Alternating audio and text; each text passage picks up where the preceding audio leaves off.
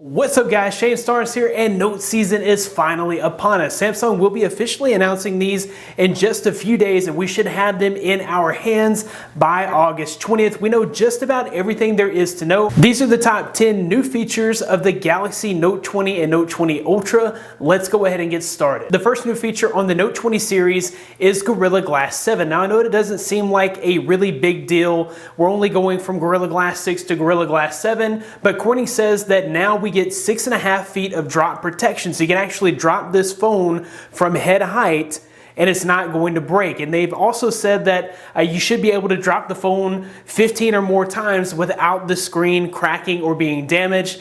Not only does it provide us with drop protection, but they've actually doubled scratch resistance from Gorilla Glass 6. So we're gonna have added scratch resistance and added drop protection, and that's going to make Gorilla Glass 7 a huge new feature. As far as design is concerned, this is going to look almost identical to last year's Galaxy Note 10 Plus. We get that same square design with the hole punch cutout. We are going to have a square camera array on the back, which we'll get into that a little more later. On the Note 20 Ultra, we still have a dual curved edge display, while on the Note 20, it's more of a flat display. The Note 20 Ultra has a slightly larger display at 6.9 inches versus last year's Note 10 Plus at 6.8 inches. And we also get a new color option. I'm looking forward to this Mystic Bronze color. This is going to be a matte finish, which means no more nasty fingerprints on that glossy glass back like we had last year with the Note 10 Plus. You can actually use this phone without a case and not have to worry about those awful fingerprints. The Note 20 Ultra will also feature 120 Hz display. The refresh rate on this makes the phone feel insanely fast. It's really hard to go from 120 Hz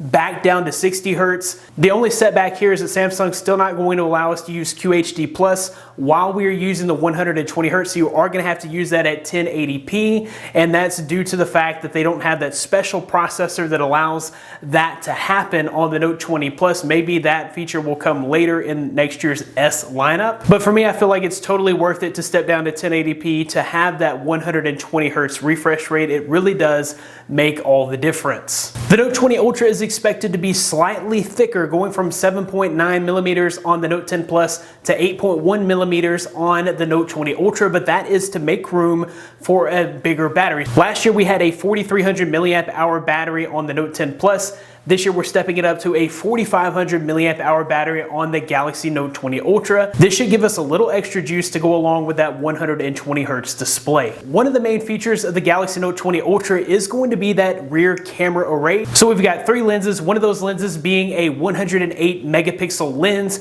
We're gonna have up to 50 by space zoom on this. This will also include the 10 by and 30 by hybrid zoom that we saw on the Galaxy S20 Ultra, which if you ask me, that was the very best feature. That 10 by hybrid zoom, it just looked like you were taking a standard shot unzoomed, so there was basically no loss of quality in that 10 by zoom, and it was one of my favorite features on the S20 Ultra, so I'm super excited to see this on the Note 20 Ultra. Some of you may be a little leery about having the Ultra camera setup on the Note 20 after all the issues that we had with the camera on the S20 Ultra, but no worries, Samsung has improved autofocus. They brought laser autofocus back to the Note 20 Ultra lineup, so you don't have to worry about those autofocus issues that we had with the S20 Ultra. Another feature coming from the S20 Ultra is 8K video recording. We're also going to have 8K video recording on the Note 20 Ultra, so that is also another improvement in video recording. Of course, this will be the fastest smartphone that Samsung's ever released with a Snapdragon 865 Plus processor